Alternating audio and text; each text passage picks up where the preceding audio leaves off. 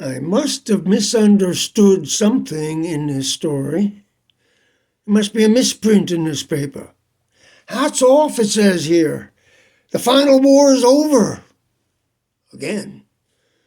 Here they come again, parading by the cafe terrace. I stand on my chair to see.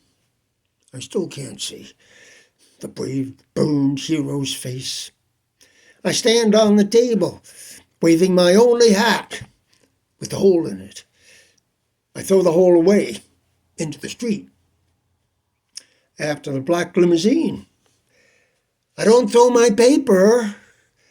I sit down with my paper, which has the explanation of everything, except there's a hole in it. Something missing in the story where the hole is. Or I must have misunderstood something. The nations have decided, it says here, to abolish themselves at last. It's been decided at the highest level and at the lowest level to return to a primitive society, for science has conquered nature. But nature must not be conquered. So science must be abolished. And machines must go. After all their turning and turning, the automobile is a passing thing.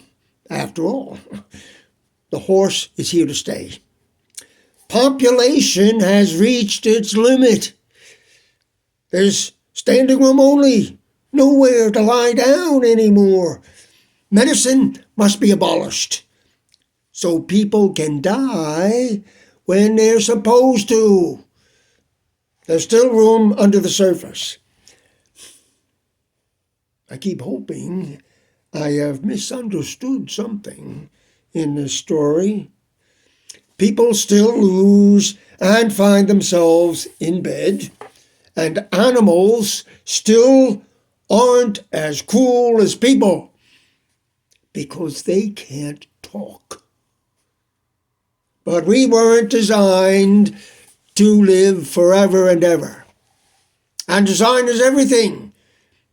The little enzyme they've discovered that causes aging must be lost in the body again. All must be begun over in a new pastoral era. There have been too many advances. Life can't bear it any longer. Life is not a drug made from mushrooms eaten by Samoyeds in Siberia, which fully retain their intoxicating properties when transmitted in urine. So that an endless line of men may get drunk over and over on the same mushroom. A chain reaction of avid statues with mouths at penises.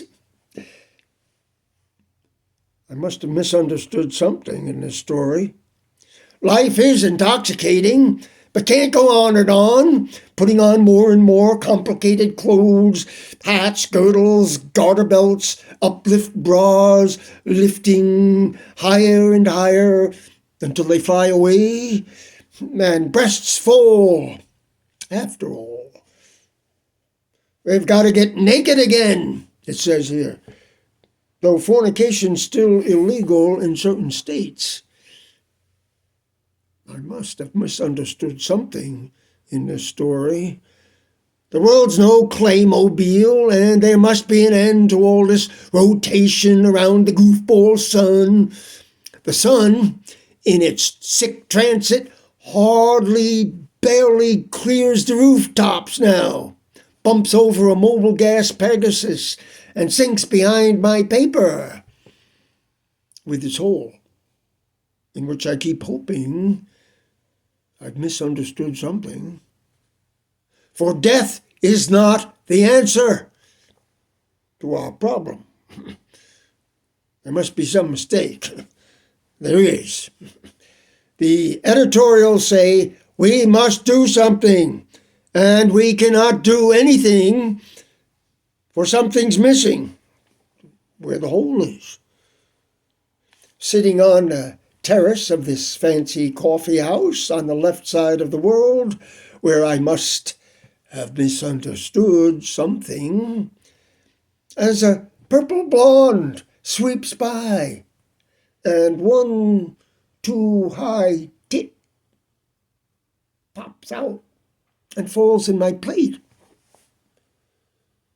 I return it to her without looking too embarrassed. This she takes as a good sign. She sits down and gives me the other, wrapped in silk. I go on reading my paper, thinking I must have misunderstood something, trying to look like it's all happened before. It has. It's a Claymobile with something missing, where the hole is. I look under the table and see our legs are intertwined. Our two chairs fuse, our arms are round each other. She's facing me, crouched in my lap, her legs around me. My white snake has entered her, speaks of love inside of her.